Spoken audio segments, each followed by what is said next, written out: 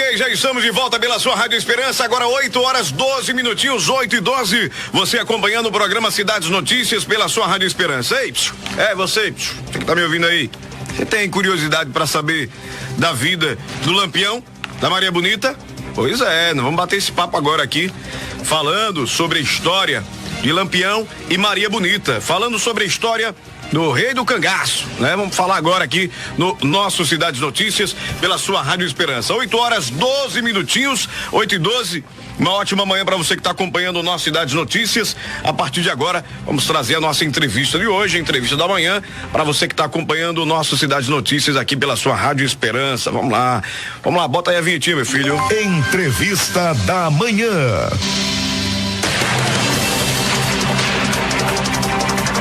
Olha, gente, Odisseia do Cangaço é um canal no YouTube, né? Que é do Tiago Lucas Alves Menezes, ele que é engenheiro, né? E um grande historiador dessa questão do Lampião, pesquisador, né? Gosta dessa história do Lampião, e ele tá aqui hoje pra gente falar um pouquinho dessa história, né? O mais odiado e também o mais querido ao mesmo tempo. Ele foi do Iapoque ao Chuí nessa questão de ódio e também de alegria, né? E de curiosidade para conhecer. Quem não lembra das histórias contadas e também propagadas aqui no Nordeste, mais aqui no Nordeste, sobre a história de Lampião? Vamos conversar agora com o Lucas. Bom dia, Lucas. Tudo bom, Theo? Como é que vai? Baixar o microfone um pouquinho. Pode baixar mais. Aqui, pode baixar assim. Pronto. Beleza, meu querido.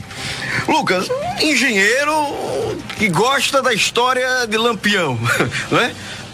Pois é, eu sou formado em engenharia, atuo como engenheiro de um órgão federal, mas eu sempre gostei das histórias do cangaço, eu cresci ouvindo isso e comecei a pesquisar, garoto ainda.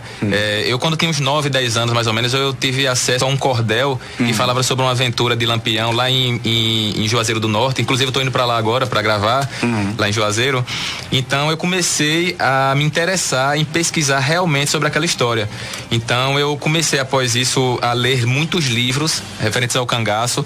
Então, na época o YouTube não era tão acessível como hoje, né? Então era livro mesmo só. Hoje quem não tiver um canal no YouTube tá fora da moda, né? Pois é. Então eu comecei a pesquisar desde essa época. Então lá se vão cerca de 20 anos pesquisando o cangaço. Eita, o canal Odisseia Cangaço, ele é bem recente. Eu abri agora em janeiro de 2018. Mas antes disso, né, já com todos esses anos de pesquisa, aí já fazia algumas viagens pessoais, né, fazendo registros pessoais em vários lugares históricos. Mas agora, a partir de janeiro, quando eu abri oficialmente o cangaço, o Odisseia Cangaço, então eu comecei a divulgar essas histórias para que todo mundo também curta, conheça um pouco da verdadeira história, não aquelas lendas que a gente ouve. Porque a história de Lampião ela é controversa nessa questão de muitas lendas, né? Um conta uma coisa, outro conta outra, mas na verdade só aquelas pessoas que são apaixonadas mesmo pela essa história, por esse enredo, né? Que vão a fundo, que nem você, 20 anos, né? 20 anos, né? Pesquisando, falando sobre a história. Olha, gente, o nome dele, Virgulino Ferreira da Silva, vulgo Lampião, né? Serra Talhada, em 4 de julho de 1898. Isso, confere? Confere. Pronto, porque eu sou historiador. E o que é que você conta pra gente aí, vamos fazer aqui um resumo da história de Lampião, inicialmente, daquilo que você começou a pesquisar até os dias de hoje. Bom, uma coisa que muito se fala sobre a história dele é que ele entrou no cangaço para vingar a morte do pai. Na verdade, o pai dele morreu justamente por atuações dos filhos como bandidos. E foi? Foi. Então, na verdade, assim, o pai morreu em 1920, mas no final de 1917, Lampião já estava atuando com os irmãos Ferreira era Virgulino, que na época não era Lampião ainda, era Virgulino, Livino e Antônio. Então, esses 3 Ferreira eram problemáticos, era o terror, tocavam terror, já no final de 1917. Então. Isso em Serra Talhada. Ainda em Serra Talhada. Inclusive eu estive lá no lugar que ele nasceu, no lugar que ele cresceu. Tem lá no canal Odisseia Cangaço no YouTube.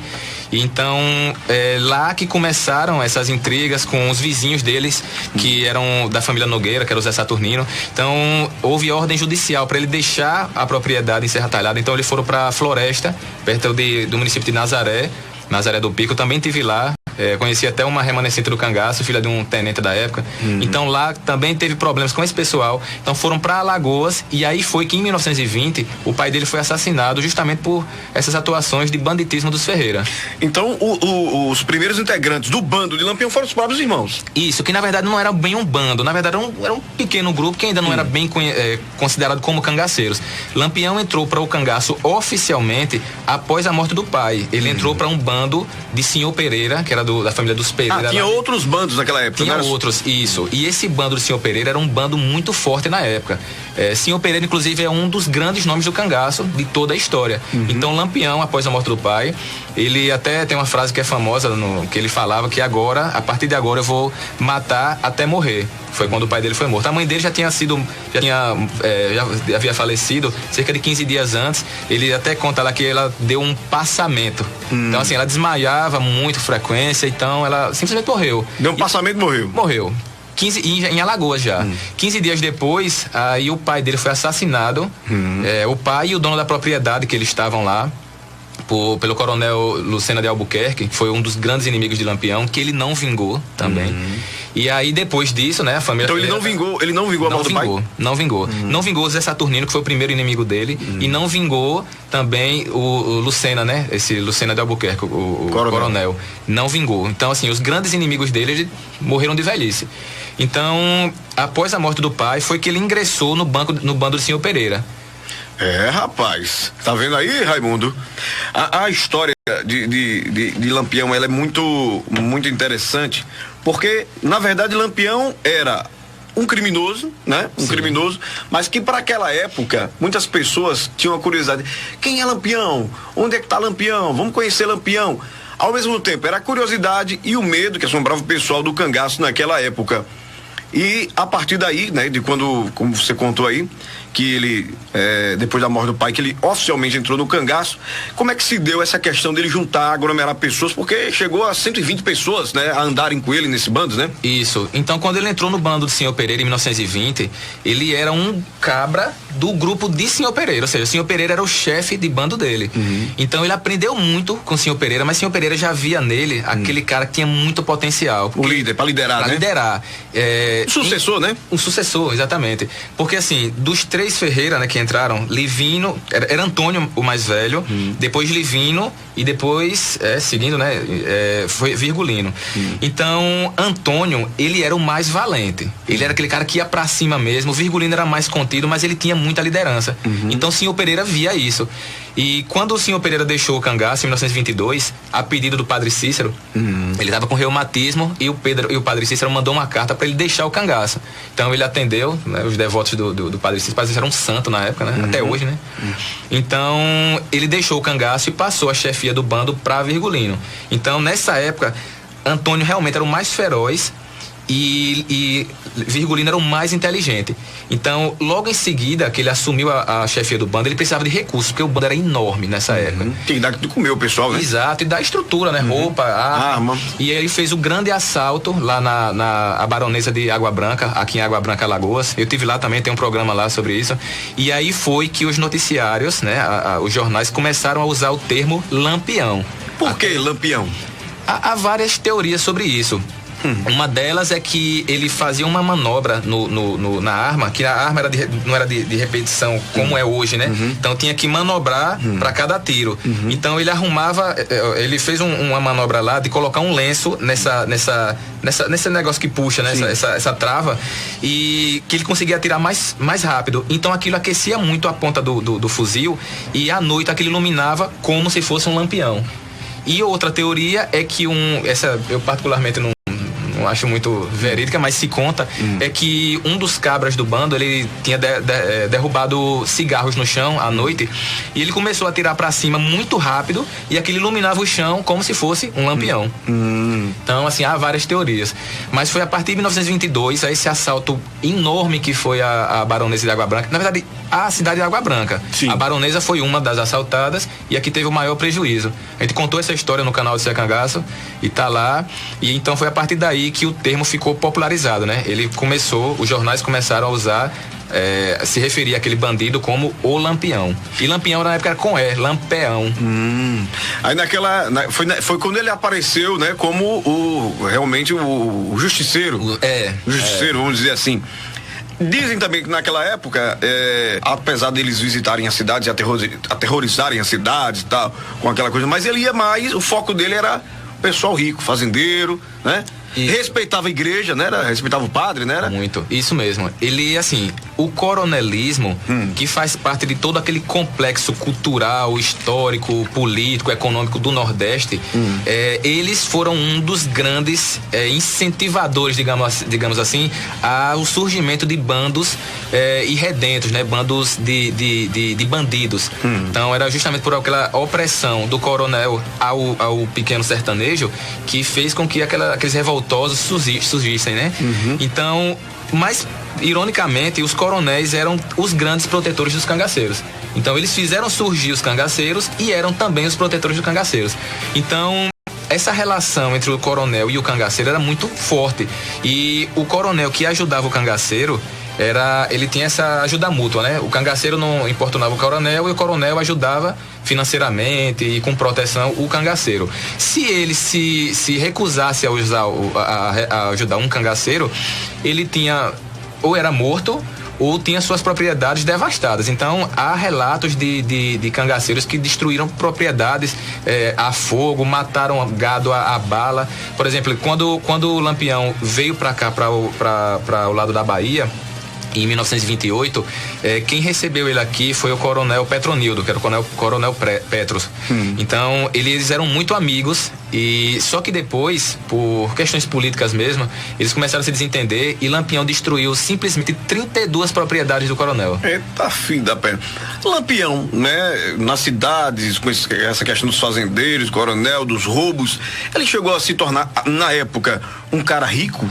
Ou muito rico, muito, absurdamente rico. Mas como eles viviam de cidade em cidade, como era que ele conseguia manter ou carregar essa riqueza? Então, como eles eram nômades, eles não tinham propriedades. Sim. Lampião, ele tinha propriedades em algumas fazendas, era sócio, né, digamos assim, uma espécie de sócio. E até em automóveis, que ele acompanhava a evolução. Então ele acompanhava muito, então ele tinha essas propriedades, tinha essa sociedade, digamos assim. E ele, quando foi morto, ele tinha só no chapéu dele 60 pedras preciosas, 5 quilos de ouro e uma quantidade absurda que hoje contabiliza, né, convertendo para real, cerca de R$1.200.000 em dinheiro. Fora esses 5 quilos de ouro, até nos cães dele tinham, as coleiras dos cães tinham ouro. Então, assim, era muita ostentação. Só que a história conta também que tinha um outro cangaceiro, o Zé Baiano, que eu também fui lá no lugar que ele foi morto. Tem um programa também no Odisseia Cangaço sobre isso. A gente foi lá visitar o lugar que ele foi morto, tá lá até os restos mortais, uma capelinha. O Zé Baiano foi morto aqui em Frei Paulo, Sergipe, e ele era um agiota daquela região. Sim. Então, o dinheiro da rapinagem, ele emprestava a juros. Muitas empresas que existem até hoje foram iniciadas com capital fruto do cangaceirismo, e dizem que ele era ainda mais rico que Lampião. Então, assim, a quantidade de dinheiro que esses caras carregavam era uma coisa absurda. Era absurdo. Em anéis de ouro, a ostentação era grande. Os caras era muito rico mesmo. Às vezes era até por isso também muitas pessoas queriam conhecer, né? Sim, queriam conhecer o Lampião para ver se realmente era isso que o pessoal falava. Às vezes o camarada queria conhecer, mas ficava ali tremendo de medo. Algumas pessoas contam as histórias, né? Eita, Lampião vai passar pela cidade e tal. As pessoas se escondiam, né? As pessoas se escondiam. Teve gente que se escondia em cima de árvore, né? Eita, Lampião vai passar por aqui. Teve gente que até recebia na casa. Às vezes ele passava na casa da pessoa, comia, bebia. Coiteiro. Né? Chamam de coiteiro. E aí seguia viagem, né? Seguia viagem. Só pra acrescentar, eu conversei recentemente com o seu Maurício lá em Itabaiana. Ele conheceu o Lampião. Ele vinha numa estrada lá, inclusive perto de Frei Paulo também. Ele vinha passando em um animal montado em um animal com a esposa, e ele disse que numa estrada assim, saiu numa curva e vinha de lá pra cá um grupo de cangaceiros. Naquele momento você não tem muito o que fazer, né? Aí era Lampião à frente, tava Maria, tava Curisco. Ele lembra de algumas figuras assim. Ele disse que eles vinham a galope e Lampião cumprimentou ele, né? Tá vindo o trabalho, meu velho? Ele disse que ficou com tanto medo que não falou nada. Mas eu disse, mas o que marcou mais nesse contato, fora o medo? Ele disse, rapaz, olha, era pelo dia, o sol tava a pino, e o que mais me chamou a atenção foi o brilho neles. ou seja, o ouro refletindo do sol. Ele disse que era uma quantidade absurda de ouro, porque ele disse que a cara dele vinha como se fosse um espelho, porque no chapéu, como eu falei, né, tinha... Ele tem aquela coisinha assim, aquela divisória, tem as pedras de ouro. Isso, com pedras de ouro, até no barbicacho, fora nas roupas, né? Então no punhal dele tinha ouro, era muito ouro, então refletia a luz do sol e era impressionante esse brilho, esse impacto que causava, também pelas roupas, né? Aquele chapelão. Do tempo que ele entrou no cangaço até a sua morte, foram quantos anos assim nessa vida, né, nômade, como você diz, né? 20 anos, foram 20 anos. Foi a longevidade incrível para viver naquela vida dura. E muita gente fala, não, ele tinha uma vida boa, era rico, mas era uma vida desgraçada. A roupa, quando molhava, secava no couro. Eles eram muito ricos, mas não tinham com que gastar. Gastar como? Não podia comprar propriedade e tudo. Vivia correndo da polícia. Eles não faziam questão de combater a polícia, eles chamavam brigar. Trocar bala era brigar. Então eles não brigavam por brincadeira, não. Eles evitavam ao máximo brigar. Por isso que eles andavam embreados na caatinga. Então, quando não tinha jeito, quando era inevitável, aí havia as brigadas com a polícia. Assim, agora, nesse tempo dele, nesses 20 anos, né, de cangaço, né, com um bando, tem mais ou menos uma média de quantas pessoas ele chegou a matar ou não? Há alguns pesquisadores que tentam computar essa quantia de mortes, mas é impossível. Se fala em 500, outros pesquisadores em 1000, eu acredito que pode ter sido assim, um número muito maior, porque tem muitas mortes que são creditadas a Lampião, mas que na verdade foram feitas pelo bando. Não de Lampião mesmo, Não né? de Lampião mesmo, porque assim, o bando principal de Lampião, ele foi subdividido, então haviam vários subgrupos, e ele delegava a chefia daqueles subgrupos, aqueles cabras mais valentes, mais que sabiam arquitetar, os caras mais inteligentes, mais descolados, né? Desenrolados, exato. Então, teve infinidade de grupos, teve grupo de Curisco, de Zé Sereno, de Zé Baiano, de Juriti, Pancada, então... houve uma de Labareda, né? O Ângelo Roque também foi um grande chefe de grupo famoso. Então há vários subgrupos na história. Então esse desmembramento do grupo principal tinha um propósito de atuações em outros locais, não ficar o bando concentrado. Porque você imagina uma volante muito grande chega, acaba com todo mundo de uma vez só. Então essa atuação, por exemplo, ele arrumava uma brigada em Alagoas, por exemplo, e todo mundo, era Lampião. Não, Lampião estava em Sergipe. Então isso até para despistar, né? Exato, isso confundiu muito as volantes na época. As volantes eram os grupos policiais especializados em combate ao cangaceirismo. Então as volantes ficavam loucas porque achavam que estavam brigando com o Lampião e era um subgrupo do cangaço, né? Então o Lampião estava em outro lado, já fazendo a sua atuação lá. E é uma história, né, de Lampião, esses 20 anos de Lampião, desses 20 anos que ele passou com o cangaço, né? A história de assaltos, a história de chegadas, de idas e voltas, que até hoje é uma coisa que é contada até a nível internacional, não é? Na época, ele tinha o rosto dele estampado na capa do The New York Times. Então, vários estudos sobre o cangaço, sobre esses movimentos rebeldes, já eram feitos na época e até hoje. Teses de doutorado.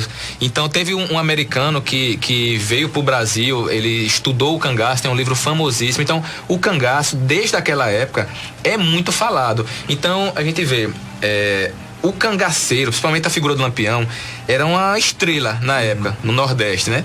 A gente tava falando aqui até agora há pouco, né? Era como se fosse o Gustavo Lima hoje, sabe? O Luan Santana. Era uma estrela que todo mundo tinha medo, né? Temia, mas queria conhecer. Causava essa curiosidade. E até hoje, principalmente aqui no Nordeste, é muito falado, a figura é muito forte. Então ele era famoso naquela época já e é muito famoso hoje. Então, nesses eventos que eu ando por aí, o Nordeste afora, sobre o cangaço, é muita gente, é impressionante. É muita gente que se interessa pelo tema. Entre pesquisadores, curiosos, ou pessoas que querem conhecer um pouquinho da história. Por isso você está aqui hoje, né? Trazendo um pouquinho da história de Lampião pra gente, para os ouvintes aqui da Rádio Esperança. Olha, 8h31, vamos pro intervalo, na sequência a gente já vai voltar falando, né? Como foi que Lampião conheceu Maria Bonita? Quem era Maria Bonita? Qual é a história, qual o enredo por trás desse envolvimento de Lampião e Maria Bonita? Daqui a pouquinho, depois do intervalo, viu? Vamos lá. Beleza. Vamos pro intervalo agora, 8h31, daqui a pouquinho eu volto com 40. Thiago Lucas, vamos lá. Como foi essa história aí desse envolvimento de Lampião com Maria Bonita? Então, até 1930 não havia mulher no cangaço. não havia essa tradição. Os cangaceiros tinham mulheres, mas nunca no bando. Cada um tinha sua mulher, ou as raparigas que eles tinham, né? Tinha muito isso. As quengas. Nos bordéis, né? Isso mesmo. Era. Então... Não existia, isso daí é desde o início da humanidade, né? Pois é. Então, por exemplo, Curisco, ele já conhecia Dadá desde 1927, mas ela não participava do bando. Ela ficava na casa de uma tia de Curisco. Sempre que passava perto de lá. Sempre ia lá, levava presente, levava pano já pra ela costurar, que ela gostava, enfim. E aí, em 1929, Lampião estava aumentando o número de coiteiros ali da região da Bahia, e aí Odilon Café, que era um coronel lá da região de Paulo Afonso, por ali, ele levou Lampião lá pra Malhada da Caiçara, que é um povoado lá da Bahia. A gente também tem um programa aqui, lá na casa que Maria Bonita nasceu, aqui no Odisseia Cangaço, no canal. Então, ele estava levando ali pela região, e Lampião foi pra casa do Zé Felipe, que era o pai de Maria, né? Então, ele foi lá que ele conheceu a Maria Gomes de Oliveira, né? Que na época era conhecida por Maria Déa, ou Maria de Déa, que a mãe dela se chamava Déa, né? Então, ela era casada com um sapateiro chamado Zé de Neném, num casamento fracassado, e aí ela tinha se separado do marido, tinha voltado para casa dos pais, e ela tinha essa admiração pelo Rei do Cangaço, que era muito famoso já, e ela dizia que se ele passasse pela região, ela ia seguir ele. Então, em 1929, ele conheceu a Maria, se encantou, e aí começou a levar lenços para ela bordar. O namoro deles era esse. Inclusive, lá na casa que ela nasceu, que hoje é um museu, tem até um banquinho que é da época que eles namoravam. Então, aqui no Odisseia Cangaço, eu tô lá sentado falando um pouco sobre isso, sentado nesse banquinho que eles se namoravam muito. E o banquinho tá até hoje lá, permanece. E aí, em 1930, foi que ela entrou para o bando. Então eles se conheceram em 29, e aí em 1930 ela ingressou no bando. E aí abriu brecha para que para outras mulheres entrarem. Então foi uma infinidade de casais que se formaram. E assim, quando uma mulher, por exemplo, era presa, aí substituía. Então sempre tinha casais no cangaço, no bando. Rapaz. E por que Maria Bonita? Então, eu fiz até inclusive uma matéria recentemente lá no canal, um programa, que foi uma pesquisa de um amigo meu, o grande pesquisador Luiz Rubem, que é de Paulo Afonso, inclusive. Maria Bonita era o seguinte: na época, o termo Maria Bonita era usado para qualquer pessoa, não só do cangaço. Então, a gente leu recortes lá da época, então por exemplo, tinha uma matéria de um acontecimento lá em Minas Gerais, e o jornal abordava e se referia à mulher como Maria Bonita. No cangaço, teve uma mulher que foi presa em 1932, de uma atuação da campanha da Volante, né? E aí ela foi presa e se chamava Maria Bonita. Maria Bonita nunca foi presa, ou seja, foi uma outra cangaceira que foi presa, e aí a imprensa noticiava como Maria Bonita, isso. Mas porque era costumeiro chamar na época ali. Isso, Maria Bonita. Maria era um nome comum, né? Dona Maria, né? Maria que é bonita, Maria Bonita. Isso, mas esse termo foi usado especificamente para Maria que na época era conhecida como Maria do Capitão, Maria de Lampião, Maria Déa. Ela era conhecida assim. Tinha vários nomes, né? Vários nomes, porque como eram várias Marias, tem que identificar. Então, Maria do Capitão, tá? Como tinha Maria de Juriti, né? Tinha várias Marias, enfim. E aí, quando ela morreu, em 28 de julho de 1938, quando as cabeças chegaram a Piranhas, o prefeito de lá, da família Brito, ele é parente, é tio da Cira Brito, que é a mulher de João Bezerra, que foi o comandante dessa volante que matou Lampião. Então, ele, para noticiar que as cabeças já estavam lá, que estavam em fase de reconhecimento, então ele noticiou que as cabeças principais, que eram a de Lampião e a de Maria Bonita. Então, a partir daí, esse termo foi propagado, especificando a Maria do Capitão como Maria Bonita. Então, o termo ficou, digamos assim, consolidado a partir daí. Da morte dela, o dia da morte. Aí os cordéis, a imprensa começaram a tratar a Maria do Capitão, a Maria Déa, como Maria Bonita. Rapaz, tem uma pergunta aqui do Edinho. É verdade que Lampião roubava dos ricos e dava para os pobres? Não tanto. Lampião, ele não tinha muito esse cunho político, a entrada dele no cangaço não foi para mudar a política, a economia da região na época, não tinha esse propósito não. Ele dava muita ajuda eventualmente a alguém e principalmente moedas, porque moeda pesa, então ele não gostava de andar com moedas, então ele jogava moeda por guris, se acabarem lá brigando para pegar essas moedas, então acontecia muito isso. Mas ele ajudava, assim, muitas pessoas. Mas o propósito dele não era roubar dos ricos pra dar os pobres. Aí era Robin Hood, né? Isso aí era Robin Hood. Então, ele não era Robin Hood. Ele não tinha esse propósito, não. Ok, agora estamos às 8h46. Você que está acompanhando aqui o nosso Cidade Notícias é o Edinho Lopes, está assistindo a gente aqui, o Jefferson Santana também está assistindo a gente aqui, Sinho Motos, Coimbra, Vitória Santos, Josefa, mandou um abraço aqui pra Jaqueline, ela, primo, tô ligado aqui, primo, Jaqueline, que conversou com a gente, Deus abençoe você e tal, pessoal aqui, bonita história, cadê? Bom dia, Theo. Temos novidade? Tem novidade, um abraço. Stephanie, Márcio Costa, Lourdinho Oliveira, bom dia, Théo Batista. O José tá fazendo uma cobrança aqui, a Tânia Souza tá assistindo a gente, o Louro aí da Conveniência em Itabaianinha também. Ontem Itabaianinha me pegou, nós já falamos aqui, um abraço aí a todos de Itabaianinha, ligadinho aqui, né, na audiência do programa, valeu, todos acompanhando aqui o nosso Cidades Notícias pela Rádio Esperança.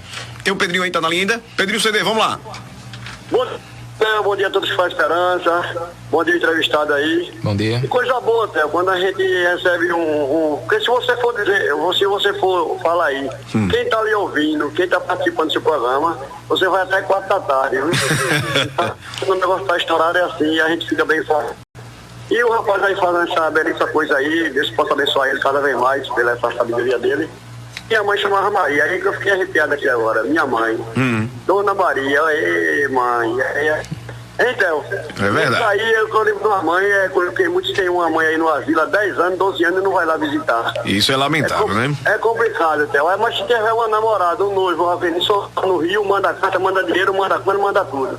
Agora, a gente só sabe quando perde. Mas eu queria parabenizar hoje o quê? O que é bom dura pouco. Todos os ditados são. A gente recebeu uma notícia aqui agora, a gente fica um pouco triste depois do atendimento daquele, né? Um atendimento desse aí no hospital, pessoa que vem atendendo o povo com todo carinho, todo respeito. Eu tenho muito tempo que eu vim atender tanto o povo, mais carente e humilde como o doutor Danilo. Mas na vida acontecem essas coisas. É isso aí. E o outro lado, no finalzinho do programa, uma música aí com um grande jovem aqui, um grande ouvinte seu, o pai e a mãe, é o Dedé, né? É da família Pinheiro, uma das famílias maiores de distância hoje é a família Pinheiro. Ok, um abraço ao Dedé aí, viu? Menina ontem completando 17 anos, né? O simpático, é novela, filho de Dedé de novela, é bonitão, simpático, todo pai e toda mãe queria filho como Dedé e Luiz. Comportados, os avô, Cabo Robson e a avó, tudo mandando abraço para ele, fez uma pequena cena na casa dele ontem, mas que Deus possa abençoar o filho de Dedé e a Dedé e a família, que muitos anos de vida aí pro menino. Beleza. Um menino inteligente, sabido e tal, que pede seu programa de saber o menino, viu? Valeu, meu querido. No programa eu tenho certeza que você toca a música dele aí, que Deus possa abençoar o programa cada vez mais assim, crescendo e estourado. Um abraço, saúde e paz. Quem tá mandando um abraço pra você aqui é o seu João, viu? Valeu. 45 anos de prefeitura, nós estamos aposentando já. Deixa um abraço pra eu, vou seu João. Valeu, Pedrinho, um abraço, meu querido, obrigado pelo carinho da audiência, a todos que estão acompanhando o nosso programa. Agora, 8h49, Thiago Lucas, pra gente finalizar, vamos chegar, né? Como foi? Ela foi na Gruta do Angico, né? Que ocorreu, não foi? A volante chegou de surpresa, eles já vinham sendo perseguidos. Como é que foi essa situação dessa emboscada, né? Onde Lampião veio a morrer, a ser assassinado junto com o bando e com Maria Bonita? Essa história do ataque em si tem muita lacuna ainda, muita história ao contar, muitos mistérios ainda tem. Eram 32 que estavam no bando? Era 32, se não me engano? Não tem o número certo, mas entre 37 a 40, mais ou menos. E eram 50 volantes. E então há várias histórias, várias versões. Mas assim, Lampião tinha um coiteiro chamado Pedro de Cândido. E Curisco tem um outro coiteiro chamado Joca Bernardo. Esses dois coiteiros, eles tinham uma relação de amizade, todos se conheciam, mas um o Joca Bernardo, ele não conhecia Lampião. E ele começou a ter umas intrigas com Pedro de Cândido. E ele denunciou que Lampião estava na área para volante, para o Aniceto Rodrigues, que fazia parte da volante. Então, Aniceto, ele mandou um telegrama para João Bezerra, que estava em Delmiro Gouveia. Eu até fui a Delmiro Gouveia fui lá mostrar a máquina de telégrafo, que recebeu esse telegrama dizendo que tinha boi no pasto. Aí João Bezerra já sabia, já captou a mensagem, já entendendo que Lampião estava por ali. Então juntou a volante, aí foram 3 volantes na verdade. Foi a do comandante João Bezerra, a de Francisco Ferreira e a de Aniceto Rodrigues. Foram 3 volantes que somavam 50 cabras, 50 soldados. Então aí eles montaram todo o esquema, foram lá apertar Pedro de Cândido, que era o coiteiro de Lampião, e era um coiteiro de confiança e tudo, e ele não dizia, não, ele não tá aqui. Aí arrancaram as pontas das unhas dele de punhal, eles fizeram até uma trança com as costelas dele, com um punhal, traçando assim as costelas dele.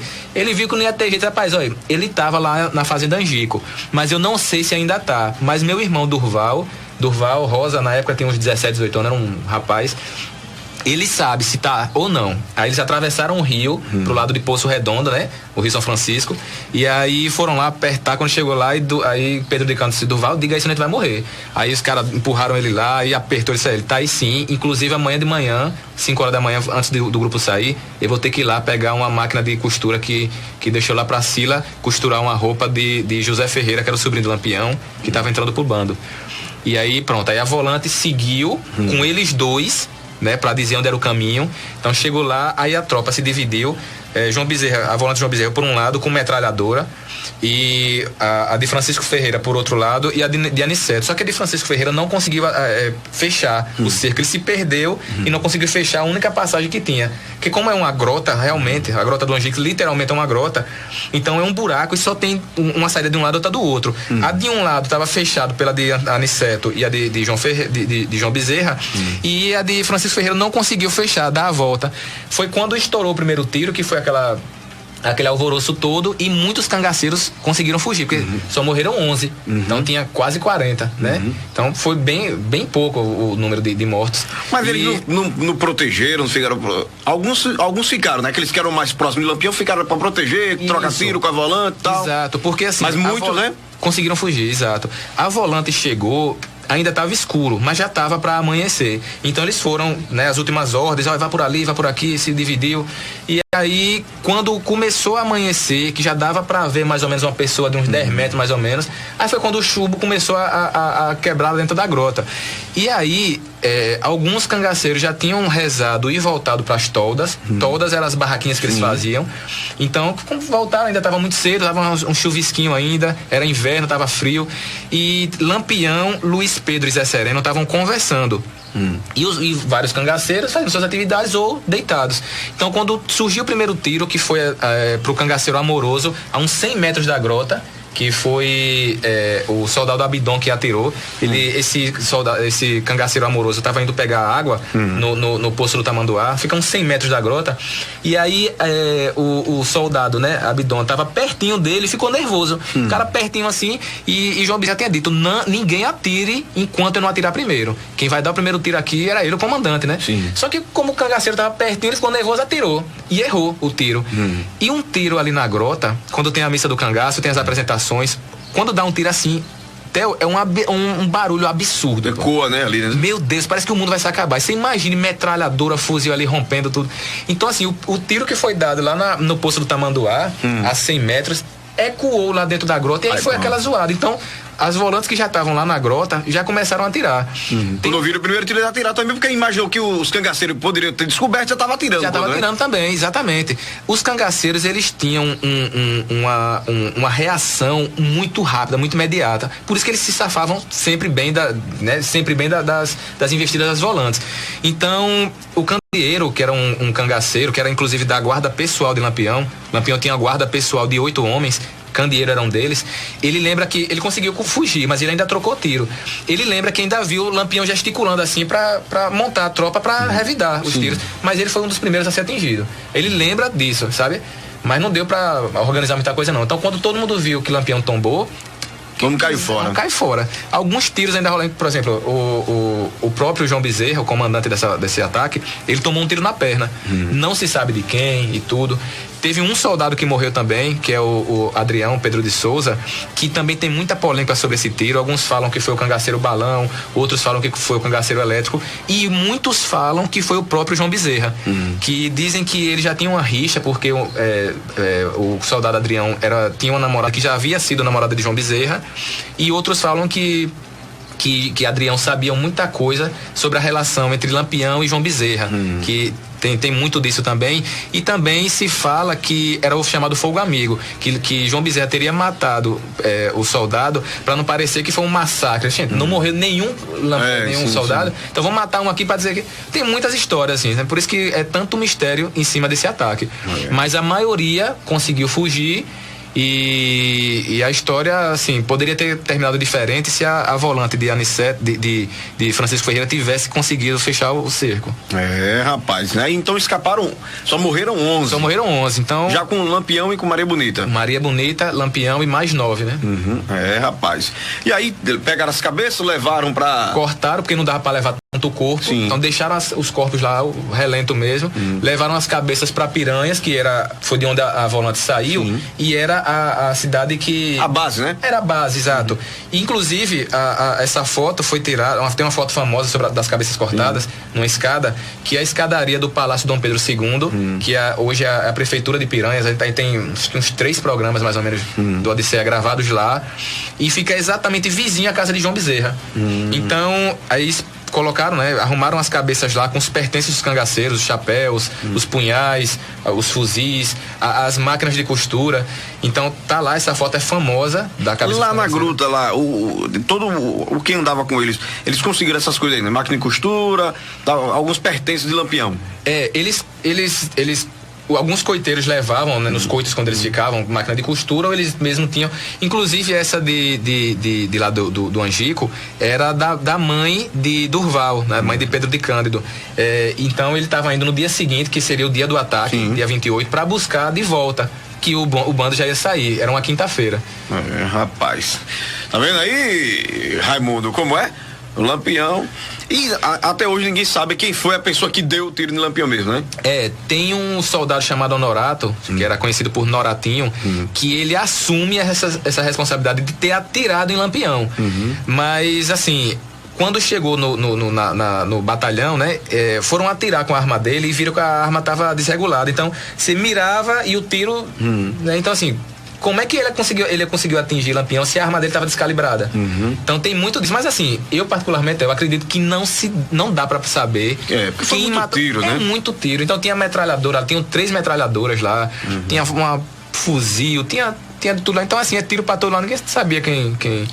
Agora tem o soldado Panta de Godoy, que ele assume sim, inclusive os outros colegas, que foi ele que matou Maria. Ele disse que quando Maria tava vindo com a lata de queijo pra pegar água, ele disse que ele meteu bala nela, e aí ela virou de costas pra tentar correr, ele deu outro tiro e ela caiu. Ela não morreu próximo ao Lampião, não?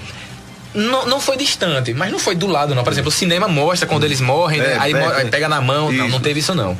Mas eles morreram próximo porque eles estavam na mesma tolda, né? Eles dormiam juntos. Rapaz. Agora, 8h59. As histórias, né? Os relatos dessa história fantástica do Lampião, né? Que até hoje faz sucesso, até hoje se vende, né? O nome de Lampião se vende muita coisa, que gerou até um meio de economia, né? O nome de Lampião de Maria Bonita, essa história do cangaço. E eu fico feliz em estar conhecendo um pouquinho mais dessa história com uma pessoa que tem 20 anos aí, né? Conhecendo, buscando, se informando a respeito dessa história, que é o nosso querido aqui, Tiago Lucas Alves Menezes, ele que é engenheiro e o dono aí do canal Odisseia do Cangaço, que quem tiver curiosidade, gente, quer saber mais um pouco dessa história toda, ele, né, que faz isso porque é um apaixonado pela história do cangaço, pela a história aqui do nosso povo nordestino, ele disponibiliza aí o canal no YouTube, Odisseia do Cangaço. Lá você vai entrar, bota lá no YouTube Odisseia do Cangaço, você vai encontrar lá, vai ver os vídeos, né? São muitos vídeos que já tem lá, né? São, se não me falha a memória, 46. E hoje é dia de vídeo, hoje é 47, né? Então a gente tem vídeos aos domingos e às quartas no YouTube. e é o canal Odisseia Cangaço. E tem no Instagram também, que é o @Odisseia Cangaco, né? Cangaço sem cedilha, tudo junto. E lá, assim, tem uns trechinhos dos vídeos que vão completos no YouTube, que bota os trechinhos também aos domingos e quartas, só que quase que diariamente tem algum post. Então a gente bota uma foto sobre alguma história, sobre algum personagem, e a gente faz lá o texto e tudo. Então quase que diariamente tem algum tipo de informação no Instagram.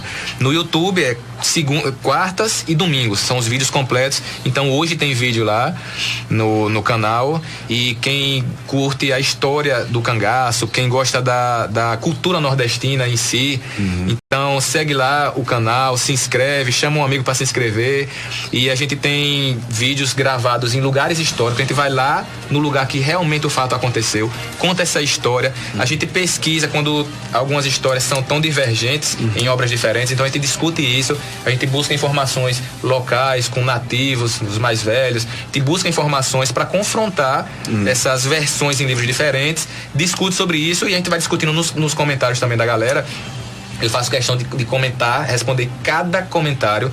Todos os comentários da Odisseia são respondidos com maior satisfação, porque é lá que a gente vai ter essa interação, né? Isso. Então, são lá nos lugares históricos e todo o Nordeste. Na verdade, esse pessoal que é historiador, que busca essa história de Lampião, vocês é como se fosse um clube, né? Tem várias pessoas, né? Várias pessoas, e assim, são várias pessoas que gostam, e vários eventos que são formados. Por isso, por exemplo, tem o do meu amigo Manuel Severo, que é de Fortaleza, tem o Cariri Cangaço. Inclusive, a gente teve aqui recentemente em Sergipe, que foi o primeiro até agora, que foi lá em Poço Redondo. O Odisseia Cangaço estava lá, a gente gravou em vários lugares e tudo. Então vão aos lugares históricos, fazem um marco, lá tem uma estrutura lá que marca, aqui aconteceu isso, o personagem e tal. Bacana. Então o Cariri Cangaço é muito importante, e tem nesse Cariri Cangaço, nesse clube, né, digamos assim, tem grandes pesquisadores que fazem parte, que são os da organização.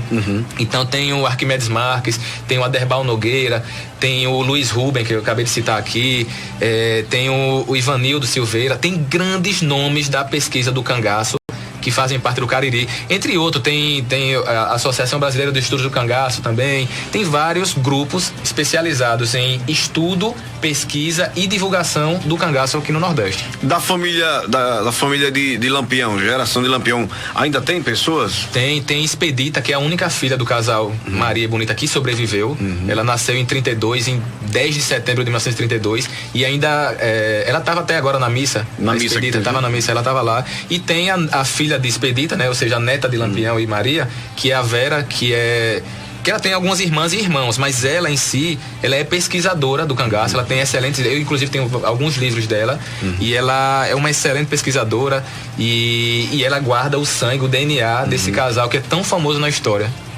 Rapaz. Tá aí, gente, conhecemos um pouco aí sobre a história de Lampião e Maria Bonita, a história do cangaço, a história que vai passando aí, né, de geração em geração, vai perpetuando aí essa história famosa do cangaço, coisas do nosso Brasil, coisas do nosso Nordeste. E se alguém tiver alguma dúvida, quiser entrar em contato com vocês, você pode disponibilizar o número do WhatsApp? Sim, além dos canais, né, das mídias sociais, que é o canal Odisseia Cangaço no YouTube e o Instagram @Odisseia Cangaco, me chama lá no direct do Instagram, a gente conversa, bate papo, a gente troca contato e tudo, tá lá, faço questão de responder a todos, como eu falei. Eu gosto dessa interação com a galera, então a gente conversa lá e todos os comentários são respondidos, todos, exatamente todos. E eu queria, Theo, agradecer aqui pelo espaço, e que eu participo dessas coisas assim, eu sempre gosto de falar o seguinte: esse espaço que vocês da mídia cedem não é apenas para divulgar o meu trabalho Odisseia Cangaço, mas é para divulgar um pouco da cultura nordestina, principalmente do cangaço, que realmente é um tema que gera muita discussão. Então tem muito que só dizem que são simplesmente bandidos e pronto, mas eles não eram somente isso. Então a verdadeira história nua e crua, e a gente conta lá no Odisseia, e justamente para contar isso. Eles eram bandidos, mas não eram só isso. Assim como as volantes eram mocinhos, mas não eram também só isso. Então há vários atos de crueldade das duas partes, e como há vários atos de bondade e heroísmo das duas partes também. Então a gente mostra isso lá no Odisseia. E eu queria mandar também um abraço para Jaqueline, que foi especial demais, que intermediou, né? Intermediou, e também para Ali Carvalho, que é do Interview. Interview ali, Daniel. Isso, Daniel. Então um abraço para eles dois. E tô muito feliz de estar aqui, Theo. Obrigadão mesmo. Valeu, qualquer coisa precisando. Estamos à disposição, viu? Valeu. Valeu. Conversamos aí com o engenheiro Tiago Lucas Alves Menezes, ele que tem o canal Odisseia do Cangaço, que traz aí a história do cangaço, a história de Lampião e Maria Bonita. Agora 9 horas 5 minutinhos.